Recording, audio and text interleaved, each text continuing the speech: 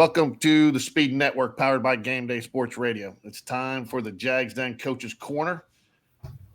Today I'm joined by Mike Chase, head coach of the Spain Park Lady Jaguars. How are you doing today, Coach Chase? Doing good. So season starts on Friday. Been a long 3.5 weeks of getting these guys ready, and I think we're ready to get out there and play somebody else, get some game film, and then see what adjustments we got to make. There you go. As you mentioned, it is game week. Lady Jaguars open the season Friday at Wallace St against Cullman, 5:30 p.m. tip.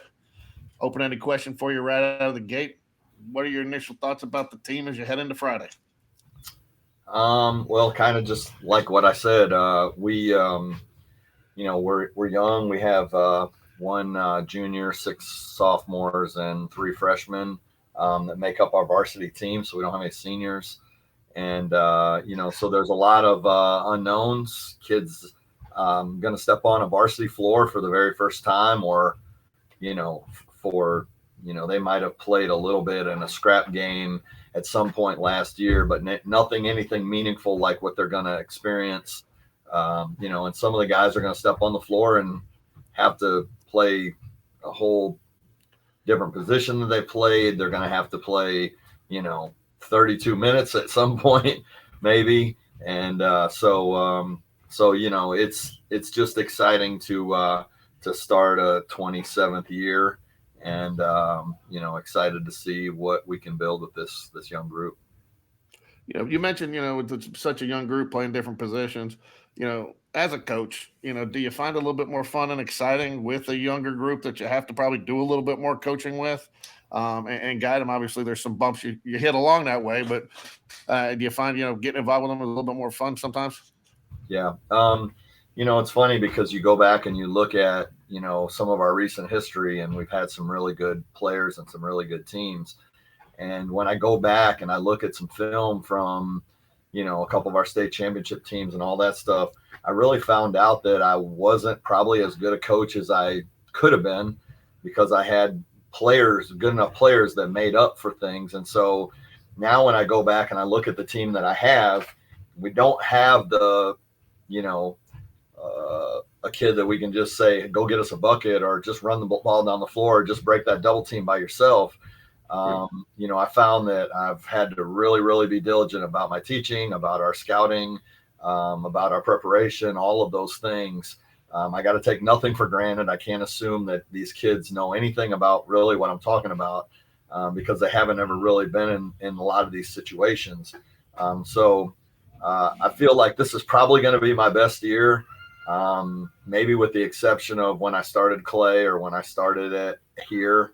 And nobody knew anything, and I had to explain everything. But these guys are eating it up.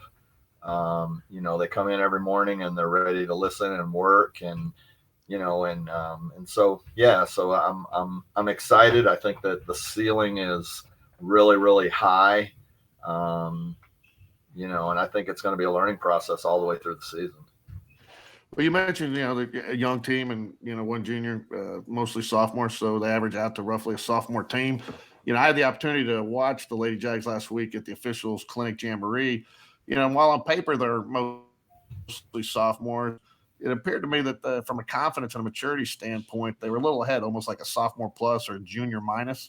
You feel like that's an accurate observation? And if so, what do you attribute that to? Yeah, I mean, I think that, even though they are young guys, and they're young, and lack experience, a lot of these kids I've been, coaching at some point or another since they've been in 7th grade. And so, there's still a residual effect of that. I think if I had a bunch of freshmen and sophomores, and the first time I saw them was maybe when they were in 9th grade, I think it would be a lot more difficult. But these groups right here, as a matter of fact, I think I even did like some clinic stuff with them when they were in I think it was middle school, and we did some stuff, and we did some play days with Trussell, because I have a buddy that coached there, and we had him up on a couple Saturdays and stuff. So I spent a lot of time with these guys, and so Yeah, I mean, youth and experience as far as game minutes in a varsity game, but as far as their experience with me and my things, we have a pretty long history. So, I think that putting that time in a while back, has really helped and will help us, navigate some of the pitfalls that we're going to have, playing 17 and 18-year-olds with a bunch of 14 and 15-year-olds. Yeah, that's true. Yeah, that's a good point. It's sticking with another observation from last Wednesday, and I was impressed as someone who's coached some youth, and obviously rebounding, and the girls seem to be really scrappy off the boards, and also very fundamentally sound. I mean, a lot of them are getting good position and proving the age-old adage. If you get the right position and the right fundamentals, size doesn't matter. They drew a lot of the over the backs and stuff, and they just seem very aggressive on the boards. How did you kind of get that through finally to them? Well, rebounding has always been, there's certain coaches have, I guess, certain types of pillars to what they do. One of the things that's always been a pillar of what we've done is, offense. The offensive possession doesn't end until the other team gets the ball, and the defensive possession doesn't end until we get the ball. And and so you could have a great defensive possession, slide your feet, stay in front, get them to take a bad shot, and everybody thinks that's a great defensive possession. Well, if you have one person that doesn't box out and the other team gets a rebound and they stay on offense, then realistically it was a terrible defensive possession. And same thing on offense. We talk about, if we shoot threes, some of our best 3-point shooting teams, may shoot 35% for the game, 38% or whatever. That means that 7 of those 10 shots are going to be misses. And we look at them and we drill into our kids' heads that, the possession doesn't end until the defense gets the ball, and we don't have to let them get the ball. I think this group has taken that wholeheartedly. I told them, look, we're inexperienced and we're not very good shooters. So I would love to shoot 35% from the 3-point line, but these guys ain't going to shoot 35%. We might shoot 25%. We might shoot 20. We might shoot 18.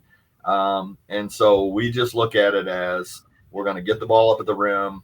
And then, we've got a structured plan on, we're going to go get it. And we're going to try to get ourselves a better second one and a better third one and a better fourth one. But then we flip that back on the other end and say, if we're going to win, we can't let the other team get 2, 3, 4, 5 shots down here on this possession. So. Yeah. Well, you start your first 7 games on the road, as we noted earlier. You open up this Friday at Wallace St against Cullman, and on Monday you're at Parker, and then next Friday at Helena. It goes without saying, number one goal, every coach wants to win. But outside of a win, these first 3 games, what are you looking for out of your team? We want to, we're gonna see. There's so many things that happen in a basketball game that we can't simulate in practice. So, like for example, somebody might come out and give us a 2-2-1 3/4 court press. Somebody might come out and diamond press us. Somebody come out and man press us. They might trap out of the man. They might face guard. There's a variety of different defenses. There's a variety of different ways that they could play man to man or play their zones and all that kind of stuff. And so, realistically, when you get into a game, that's when Coleman's going to come up and present some stuff for us. So I'm going to go scout them today. They play Mortimer Jordan at Mortimer Jordan. So I'm going to be up there at 6:00 and I'm going to watch them play and I'm going to see how they play. I'm going to try to prepare our kids. But, when the game starts, they're going to present problems for us that our kids may not be able to be able to handle. So I'm going to probably use every timeout of every game that I'm in. And, I'm going to try to fix them. I'm going to try to get them to understand. We're going to give film on them. We're going to come in and we're going to watch film. We're going to break down clips. We're going to show what we're going to do. And then we're going to try to plan our practice the next day to fix the things that we weren't good at, so that if we see that again in the next game or 2 games or 5 games from now, we can draw upon that experience and we could say, this is what we didn't do well. This is what we fixed. Now we've seen this again. This is what we got to do. And that's basically what coaching's all about. So anything else you want to add, Coach? No, just appreciate the show. And, hopefully we can, have some good updates as we go along. as the season goes on, and appreciate everything you guys do. Well, appreciate your time, and when you're busy, especially going up to Mortimer, Jordan. Jag fans, if you have the opportunity, Friday, it's I guess the Veterans Day holiday, so please come out and see the boys play that day as well. But get your tickets on GoFan, and we look forward to seeing you out there. Thanks, Coach Chase, for the time, and go Jags. Go Jags.